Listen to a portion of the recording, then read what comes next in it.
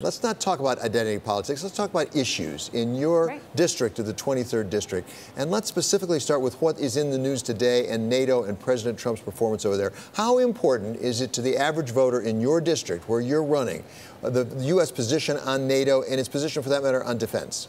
Yeah, well, thank you for the question. This matters a lot. Part of this district is in San Antonio, which is named Military City, USA. In District 23, we also have the amazing Laughlin Air Force Base, which produces the world's best pilots.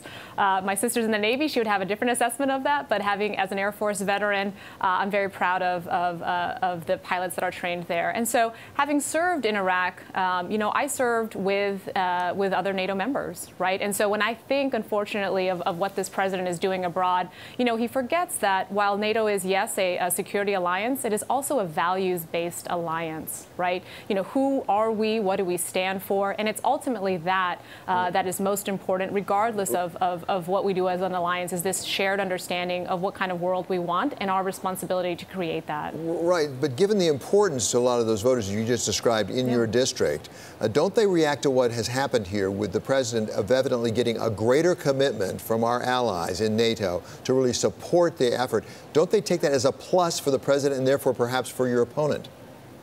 Well, I think, there's a difference between saying something and actually getting that, right? I mean, there was already an agreement for countries to get to 2% by a certain time, and so it's really unrealistic, frankly, that that's going to happen overnight just because the president wants that to happen. And so I think there's fundamentally a misunderstanding about how NATO works and why we're stronger when we side with our allies. But at least a conversation has started. They've held an emergency meeting on that subject as well. And we know that only 5 of the member countries do actually contribute that 2%. So how justified is the president in making these demands? Well, I think, again, there's what you say and there's whether or not there's actually the possibility of that happening. And there doesn't, again, seem to be an appreciation for the thousands of NATO soldiers that have died in the interest of our shared values. Article 5 has only been invoked once in the history of NATO, and that was after we were attacked on 9/11. Our NATO allies came to our defense and stood alongside us, again, for the importance of that alliance. And what it means moving forward. So that's what I think about as a veteran, as somebody who served in Iraq and saw NATO soldiers there fighting alongside us. So again, I think we have to remember that the world is safer when the U.S. leads, and we need to do that with our allies. President Trump was also busy in Brussels tweeting about how he's trying to level the playing field for farmers, asking for more time, that it can't go too quickly. Do ag producers in Texas have that time? What are their biggest concerns right now? Yeah, well, I mean, what comes up a lot is the second round of tariffs, retaliatory tariffs that Mexico has issued, and so Texas is, if we were a country, we'd be the 10th largest economy in the world. Our largest export market is Mexico. Nearly 40% of Texas's exports go to Mexico, and the next 9 export markets after that are still much smaller, actually, than that 40%. And so when I think about leveling the playing field, it's actually these tariffs that are going to make it much more difficult for the working family in Texas to get by, because that's who gets hurt. Texas 23, the median household income is $51,000. 1 in 6 Texans is uninsured. So you can't talk about leveling the playing field without talking about how these policies affect middle-class families, and in no small part how these policies on health care affect the future of the district, our state, and this country. And that's what people want to talk about. Another issue that certainly has been a hot one in the Congress is immigration. And, of course, the location of your district really puts that front and center for you.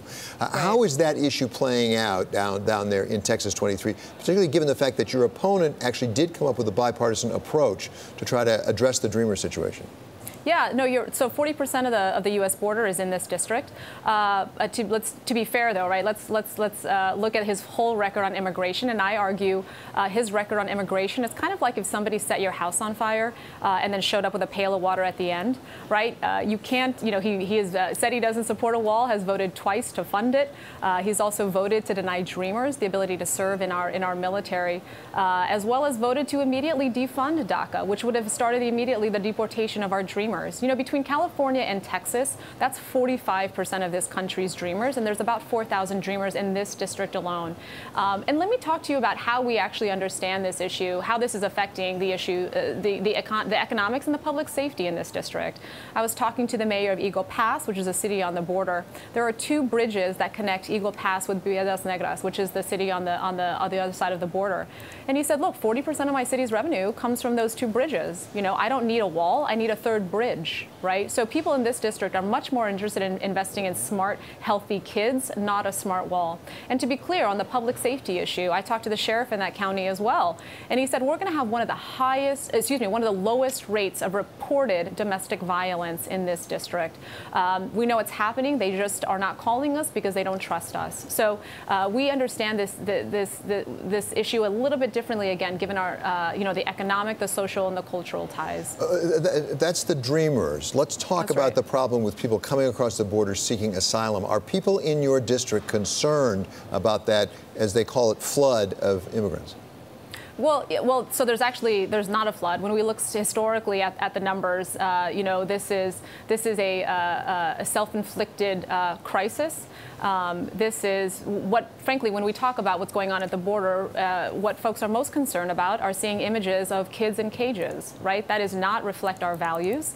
My mother came to this country 40 years ago. She graduated from the #1 university in the Philippines, but she came here as a domestic helper. And she did that because she knew even if she came to this country, even in that capacity, her life trajectory, that of her family, ultimately, was the sky is the limit. And so when I think about immigration, I think sometimes we forget that people come to this country, and for many, because they want to live their best life. And for many people, that means, leaving their home country to live their best life. It requires that. And so when we talk about immigration, people do not want to see kids in cages, but we also have to understand how we got here, and frankly, some of the votes by the person that I'm running against, as well as his silence. Right? When you don't hold the president accountable for calling immigrants animals or talking about them coming from, expletive countries, all of that shapes the rhetoric upon which people put forward these awful policies. Yeah, many would agree that the zero tolerance policy has had detrimental results for these families being forcibly separated. But at the same time, President Trump's claims that this catch and release policy is really not working out. So how do you balance having a solid border, but also at the same time making sure that these illegal immigrants show up at meetings and hearings, and also to deport them legally and fast? Yeah, well, I mean, when we look at the statistics of people, that go through the system that do have the ankle bracelet, there's like an over 95% success rate with them showing up for their appointments. So I think we need to, again, have an immigration policy that yes, secures the border, but is compassionate and reflects the realities on the ground. And so, unfortunately, what these policies have done is actually make us less safe, because as we've flooded these criminal courts with these cases, we're actually not, as everyone now has to go through the same process, we're now not prioritizing on those that pose the greatest danger to this country, therefore making us less safe.